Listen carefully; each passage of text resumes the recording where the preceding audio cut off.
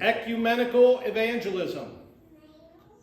Anybody know what ecumenical evangelism means? Well, I'll tell you a story about how I myself came to learn what ecumenical evangelism means. So about 20 years ago, when I was first being called to the ministry to love and serve the Lord, the Spirit of the living God was guiding me to go to many churches. I was being guided to go to Christian churches of every denomination. I was going to Presbyterian churches, Protestant, Lutheran, Episcopalian, Roman Catholic, Orthodox, you name it. I was going wherever the Lord was leading me.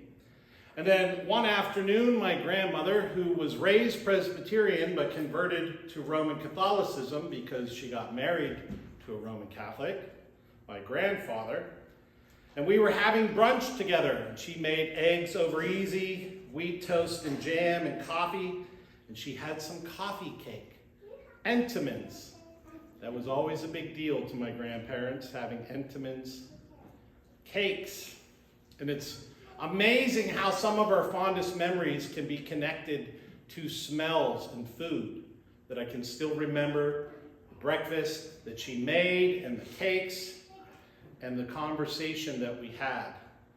And then my Uncle Andrew showed up somewhere in the middle of this. He was quite hungry. And then in the middle of eating, and he had this habit of eating, you go, "Oh, Mom, this is so good." And then he'd take another bite. "Oh, this is delicious, Mom, I love it." And so he said, "Bob, my friend said that he thought that he saw you at St. Mary's Church the other day." And I said to him, "There's no way you would be in a Roman Catholic church." And I said, "I was there."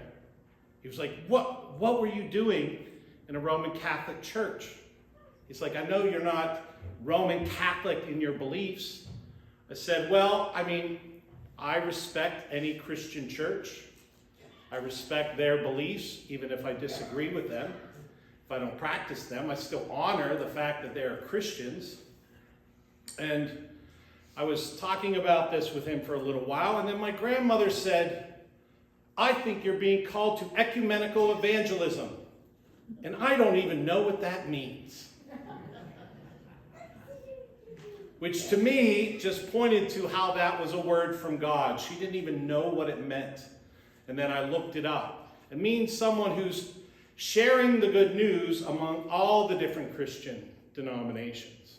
And that part of that, even within our Book of Order, calls us to work with all Christians in the mission of God.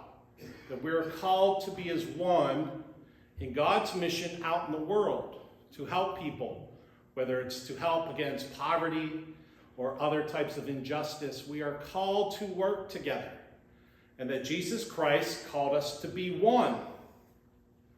And so, how is it that we might be one when we have so many different beliefs? So today we will discuss how God, number one, loves us just the way we are. But, number two, God loves us so much that he doesn't want us to stay the way we are. Number three, he wants us to be like Jesus. So number one, God loves us just the way we are.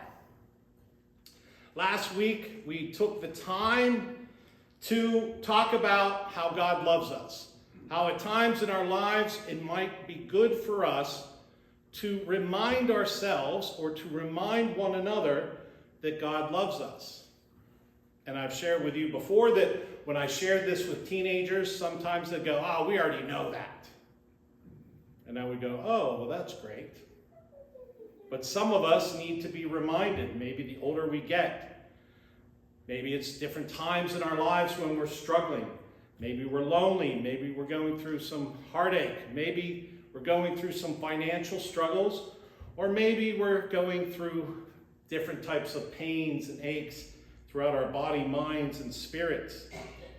And so we may need to believe that God loves us, and that by entering into God's love, we can be healed. We can be transformed. So God loves you just the way you are. So turn to your neighbor and say, "God loves you."